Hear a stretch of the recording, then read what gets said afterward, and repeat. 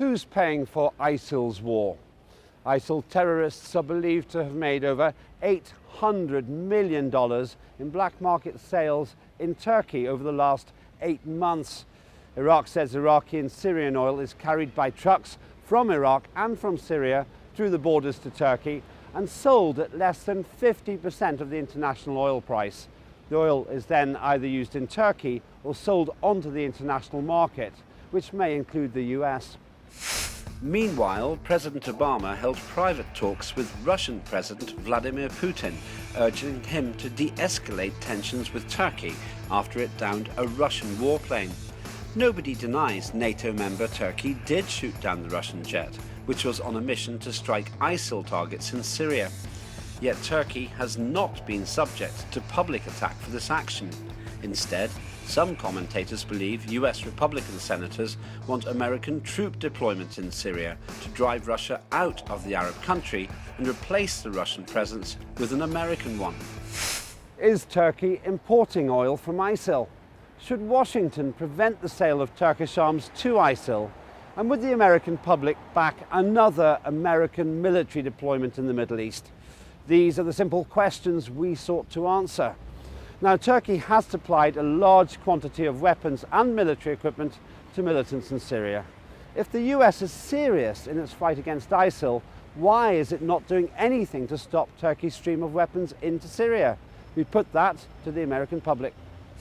That's a good question. I really don't know. I think our government should be taking proactive measures in handling the situation over there. Well, from what I can tell, they're worried about reprisals that ISIS might take because of militants that are already in Turkey. That's what I believe is going on.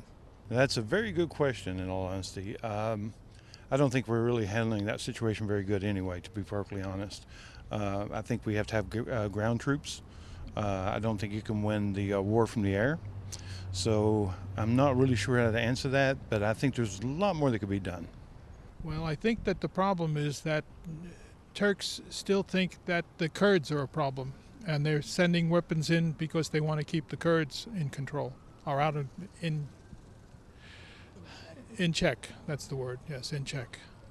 Well, Turkey probably has been an ally to America. I have absolutely no idea. I'm really not the person to ask on that. I have no idea. I think right now the U.S. is just trying to stay as neutral as it can and not get involved in any more wars at the moment, because we just got out of one and it's not something that's worth going into blind at the moment. I haven't the foggiest idea. Truly, I really don't know why we aren't. We may or may not know how to go about that without, we don't know what the end of that might be, so we don't know what to go forward with. I don't have an answer to that question. Sorry. I really don't know, but they should stop it. Can our experts explain why the United States seems unwilling or unable to react to Turkey's substantial supply of arms to ISIL in Syria? Well, the United States is not doing very much to stop Turkey sending arms across the border into ISIL. They have been pleading with the Turks to do more, but it isn't so easy to do, and the border is kind of porous. Mainly the Turks are arming the Turkish Turkmen people who are in the northwest of Syria, quite a long way actually away from where ISIS is. Well, first of all, we have to question just how genuine is the United States to actually fight in ISIS in Syria and all the other Islamist groups in Syria. For the last year and a half, the Americans have been, let's put it in quotation marks, bombing ISIS. It's been an abject failure because ISIS has increased the amount of territory that it has conquered in Syria. And also the Americans now are talking about bombing the ISIS oil lines in Syria. Well, why didn't they do that in the last year and a half? It's absolute nonsense, it is.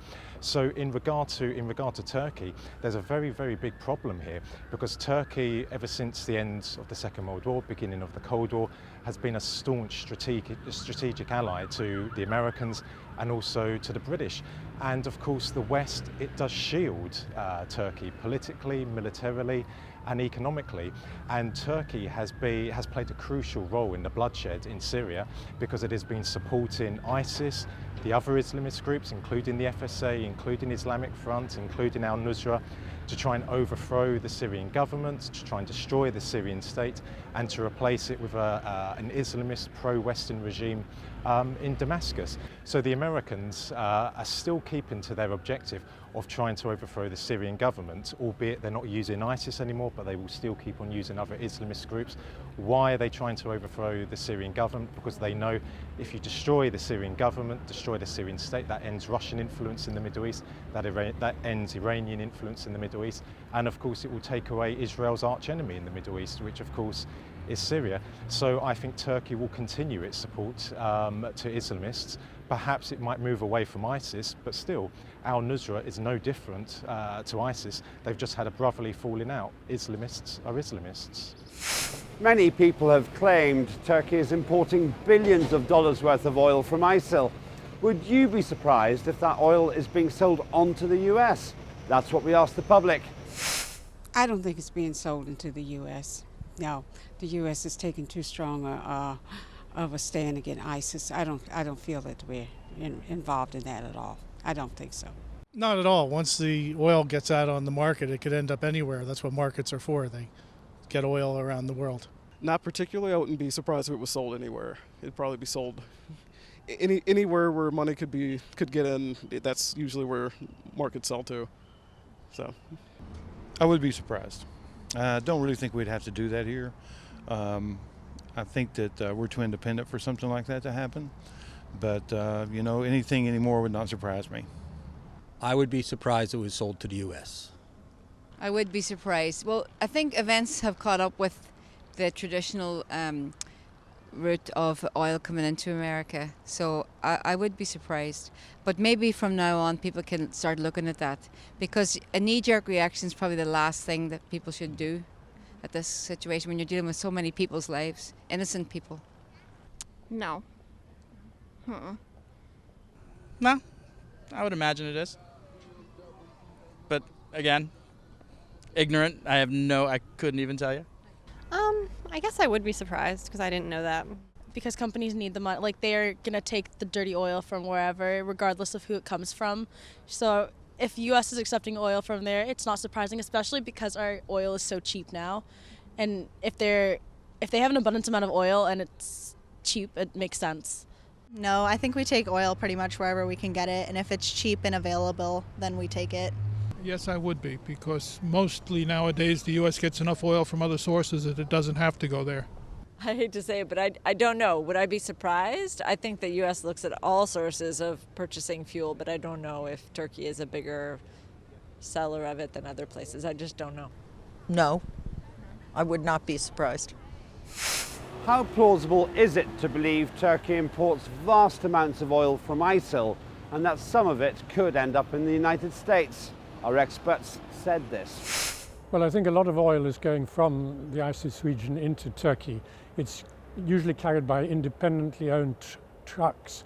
The actual trucks are not owned by ISIS, so they sell it to these truck drivers. They go into Turkey, and it's not quite clear where it goes because it's probably disguised as coming from Iraq rather than from Syria. And there's a lot of evidence that actually Israel is taking about 75% of its energy needs for diesel and so on from Turkey. I wouldn't be surprised about that whatsoever. We know that Turkey has been buying oil from ISIS ever since ISIS captured oil fields in Syria about a year and a half ago. And Turkey, of course, is not benefiting financially from buying oil from ISIS, but it is enabling ISIS to keep on fighting in Syria. And of course, we know that the Turks are supporting ISIS in order to overthrow the Syrian government. Now, where does the oil go once it goes into Turkey? Well, no doubt the Turks are using it themselves, but we can't rule out the possibility that the Americans, maybe even the British as well, are somehow benefiting from the oil. We know that the Americans invaded Iraq in 2003 to capture the oil, so we can't rule it out again that there's some sort of link between Turkey and America, possibly Britain, with the illegal trade in ISIS oil. Obama has urged Putin to de-escalate tensions with Turkey after it shot down a Russian warplane. Should Russia remain silent, or should it put pressure on Turkey to be held accountable? We put that to the public. No, I think Russia should keep its airplanes out of Turkey. It's a sovereign nation, and it should respect Turkey's borders. Turkey should be held accountable. They should have investigated more on the flying over of the airstrip before they bombed the plane. I think they should have done more to investigate the situation instead of taking prompt action to bring it down. I think that there's a lot more investigation needs to be done. I don't think Turkey would just shoot down an airplane. However, we got to remember when the Russians shot down our 747 that was carrying one of our United States senators. I mean, how far do you go? I mean, you can't start a war. I'm surprised that Russia didn't retaliate more. But I think that, sure, they should be held accountable as long as the jet was, not in their airspace. If it was, then, if you warn them and you warn them, I think that they probably did what they thought was best for their country to show, hey, you don't come over into our borders. The same with the Russians shooting down our 747 with the United States senator on it. How far can you go as far as reprisal? I think Turkey should be held accountable. I don't know. I think we're dealing in areas that we don't have all the facts there between Russia, Turkey, and America. There's a lot of issues with Russia and Europe, with America and Europe, and Turkey. There's a lot of issues at stake there. He should be held accountable for that. It should remain silent because Turkey's the closest port to Syria, so you don't want to anger another person in that area. So Russia should just be quiet. It's in Russia's best interest to remain silent right now because they also shouldn't be doing anything to escalate tensions in other countries because we don't need another world war to start. I think Russia should remain silent. Because if what I have been told is correct, Russia violated the airspace, and that's serious. I think it shouldn't pressure Turkey to be held accountable, but it should certainly negotiate and talk to each other to resolve the situation somehow amicably. What is the best response by Russia regarding the shooting down of its aircraft by Turkey? Do our experts feel it is time to hold Ankara to account? Well, Russia has been very tough on the whole issue of having its plane shot down by the Turks. It's now imposed pretty much sanctions on Turkey. It's stopped all flights of holidaymakers from Russia to Turkey, and that used to be a big foreign exchange earner for Turkey. It's raised doubts over whether it will complete a Russian nuclear power station, which is inside Turkey, and it's making problems for visas. There used to be a visa-free regime between Russia and Turkey, and now the Turks will have to get visas. So Russia's taking it very seriously. Well, I don't think Russia's remaining silent whatsoever. I think Turkey's ruined the day that it took that decision to shoot down a Russian aircraft which had just come back from a mission of actually bombing ISIS. So the Russians, they're not remaining silent. They've got every single right under international law to be taking the action against Turkey that it is, imposing economic sanctions. But I think also the Russians have now upped the ante even further in Syria because they've deployed the S-400 air defense system, which is the most potent air defense system in the world. Even the Americans will acknowledge that. So there's no way that Turkish aircraft will ever again violate Syrian airspace as they've been doing since the end of 2011, beginning of 2012, because if they do, the Russians have made it very clear the S-400 system will destroy those Turkish aircraft. So I think Russia is quite understandably taking a very severe response on Turkey. And quite frankly, any country in the world which abides by international law, which abides by the United Nations Charter, and also is genuinely, and I emphasize genuinely, supporting the war against Islamist terrorism, should actually be backing Russia, because apart from the Syrian government and the Iranian government, the only other country in the world which is truly fighting Islamist terrorism is Russia. And I think we should thank God that the Russians intervened in September to start bombing ISIS and the other Islamist groups, because that's enabled the Syrian army on the ground, which is the heart and soul in the fight against Islamist terrorism, to slowly start liberating territory which is lost to the various Islamist groups. the chairman of the Senate Armed Services Committee, John McCain, has proposed intervention in Syria backed by 10,000 US military personnel. Would the American public support another US war in the Middle East? We asked them. I suppose people cannot remain completely neutral now to a war in the Middle East. It's looking more likely, and I think if America and England, the European Union, and Russia now coming into the fold, I think give a better chance of getting a democratic resolution to it all. I think we have a due diligence to look into supporting that. No, we've done none of that. The United States should not be held accountable for all actions of terrorists and other things happening in other countries. We shouldn't be able to be sought out to police the world in situations. I think they might support it if it's enough troops to stabilize the situation, but I think the numbers would have to be a lot bigger than 10,000. I would not. I don't know about other people. We just lost a lot of people for no reason, so I think that sending in troops to help them is smart, but to fight their war for them I don't think is. So I don't think all the troops are necessary, but we do need to put people there. I don't think it's a good idea. We just got out of another war and we don't really know what we're fighting in the Middle East right now, and it's not a good idea to go in blind to that.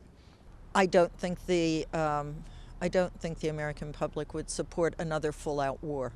I think they would probably support, but not a full-out war.